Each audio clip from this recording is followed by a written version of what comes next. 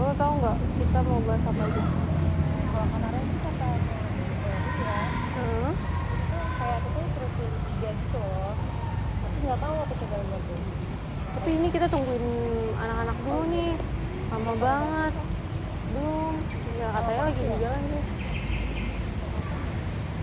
Kita tungguin aja nanti baru.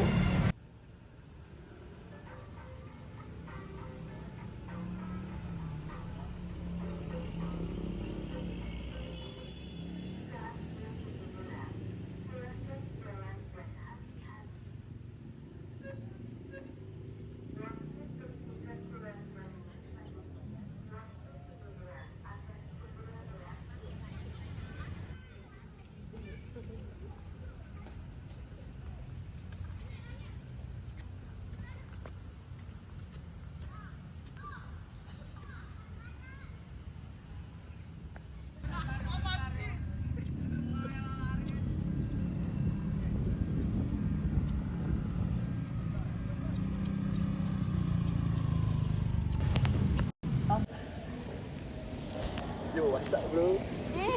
Lu dari mana aja dah? Sorry bro. Ayo, welcome di mana kita? Kantin nggak sih? Jangan deh. Ini kan perpus. Bener. Boleh Pokoknya tuh, kita di langsung perpus. aja. Ya udah. Joko mana dah? Duh, nggak tahu udah nggak sama gua. Lu nggak sama Enggak. Joko? Coba aja lu hubungin dia. Coba ya, gue hubungin ya. Telepon.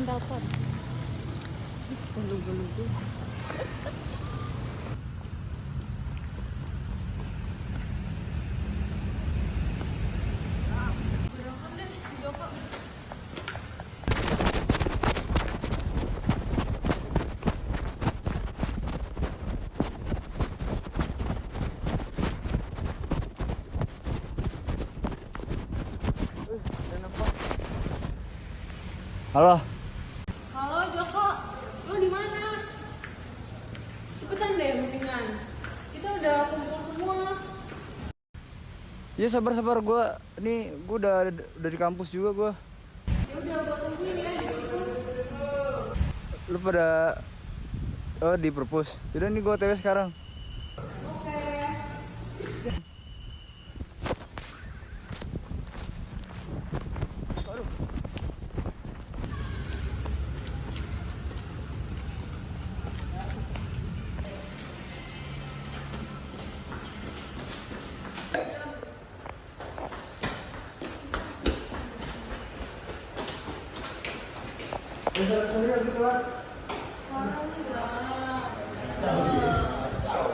Kita udah dari 2 jam di sini.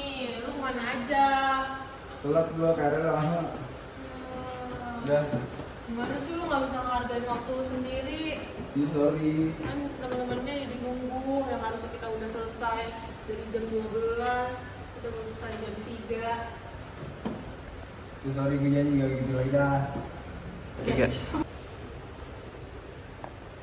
Ini kalau boleh tahu tugasnya apa? Tugas ya? Kemarin sih Bu Eri bilangnya bikin 2 tugas. Tugasnya ada apa aja? Kayaknya video sama makalah deh. Mau ngambil yang mana makalah? Ya Bener, makalah aja makalah ya. sih. Ya makalah. Lu gimana Joko? Boleh tuh makalah. Ya lu mah telat mulu. Ya udah maaf sih. Ya udah kalau itu boleh tuh makalah. Ya udah kita makalah aja ya. Oke. Baik. Menurut kalian kita ngambil temanya yang mana? Kan ada 2 tuh kemarin Bu Eri ngasih kayak bencana alam sama tindakan air. Mendingan yang mana? Menurut gue mending berencana alam. Karena kita lagi viral-viralnya tuh tentang gempa bumi megatrust. Nah bener tuh. Terus judulnya mau kayak gimana? Nah berarti yang pertama kita harus nyari judulnya dulu. Nah menurut gua tragedi bencana alam. Jangan itulah, nggak bakal terima juga. Pasti mendingan kita bencana tak kenal waktu. Pasti bakal diterima. Iya. Nah, Betul, boleh betul. tuh. Boleh. Yaudah berarti kita Bikin makalah. bikin makalah dulu. Judulnya bencana tak kenal waktu. Terus ini pembagian tugasnya gimana?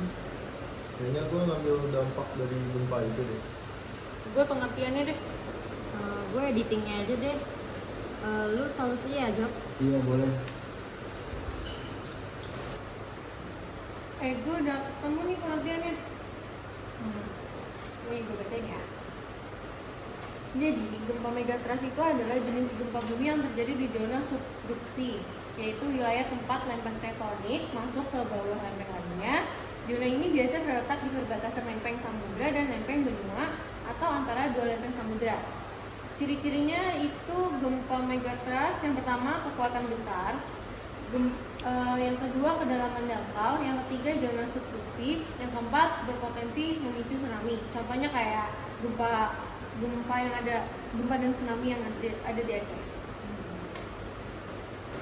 Ron, lu udah belum? Udah sih, ini dampaknya udah ada.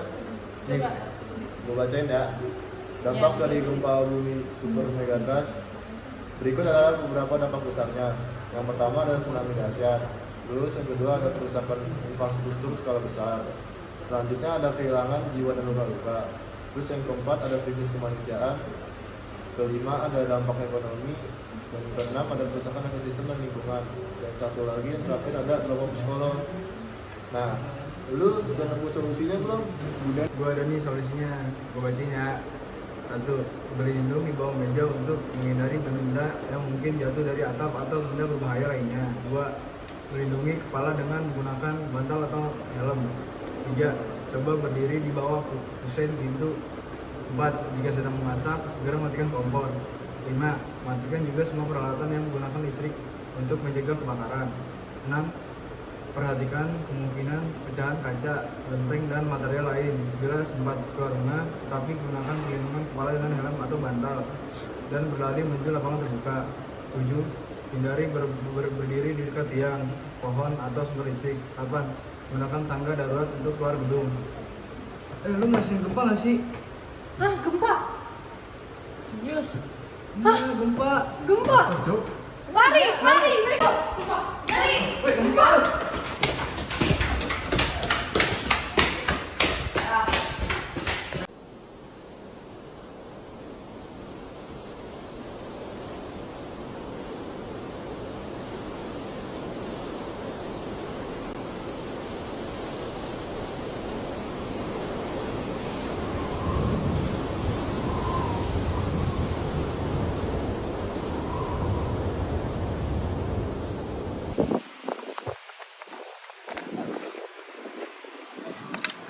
Aduh, Joko, tolong Joko, kasih gue sakit Joko.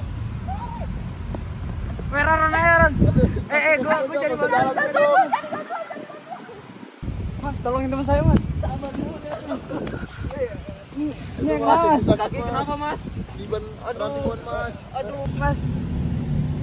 Aduh, sakit. Aduh. Ayo mas. Tolong bantu mas. Aduh. Ke pinggir sana aja. Aduh.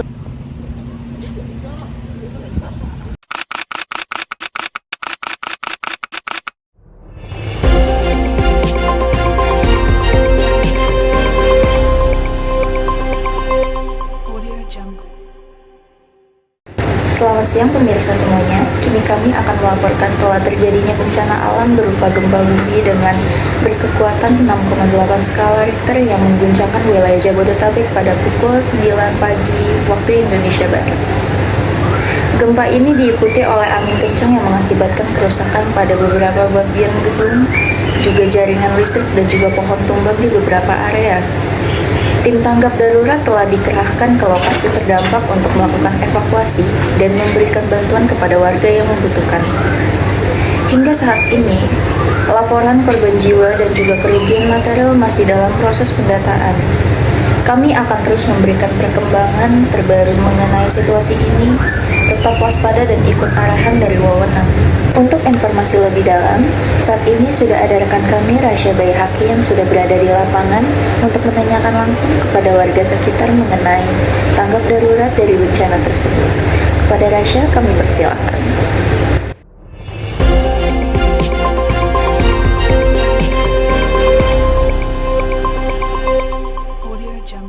Selamat pagi, kami sedang melakukan wawancara mengenai pentingnya kesiapsiagaan terhadap bencana alam. Dengan kami, saat ini ada Bunga, seorang mahasiswi dari Universitas Pancasila. Terima kasih telah bergabung, Bunga.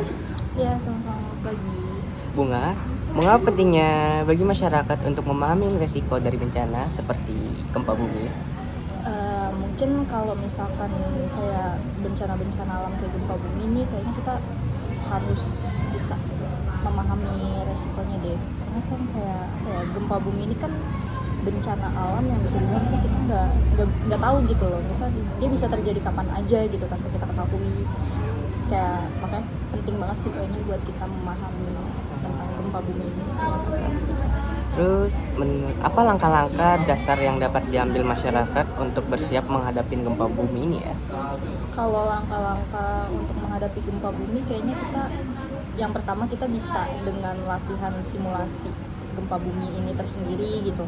Dan mungkin untuk yang kedua kita juga harus mengenali kayak mempelajari jalur-jalur evakuasi di tempat kita berada gitu, kayak misal di kampus atau di kafe. Itu aja sih. Terima kasih atas waktunya Bunga. Semoga informasi ini membantu masyarakat untuk lebih siap menghadapi gempa bumi. Selamat pagi Bapak Mulis dan Bapak Mustaqim. Jadi di sini saya memohon izin untuk mewawancarai Bapak.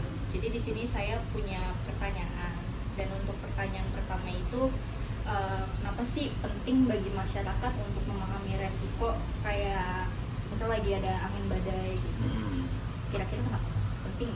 Ya penting, karena kan di saat pas kejadian bencana alam kayak angin badai atau misalkan gempa bumi, kan masyarakat awam itu kan harus tahu cara mengatasinya, harus menghadapinya, misalkan apa yang harus dilakukan saat bencana itu terjadi.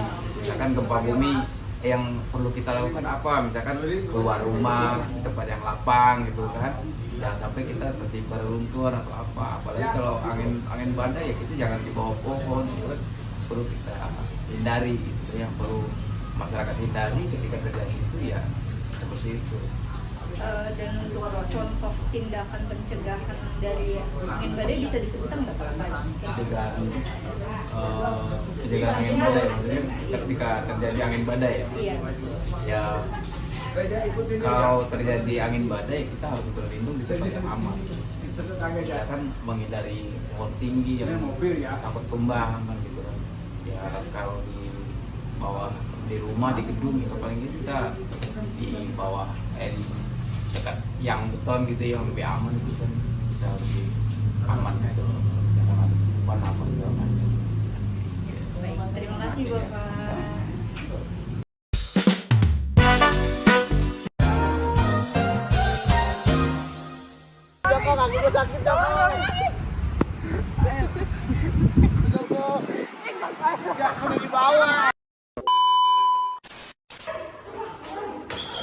Apa sih? Guys, jadi kita lagi ngerjain damai. Happy gak, Mai? Enggak nyadar. Ada yang nggak nyadar.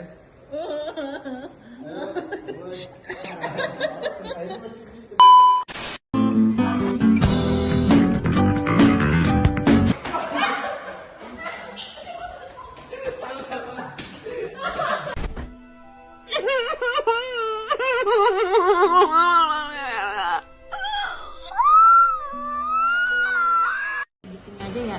Lu ini ya, job editing. Oh my god, what is that? Oh my god, what is that? Ya udah gua editing aja ya. Lu solusinya ya, Mai. Iya. Kok main?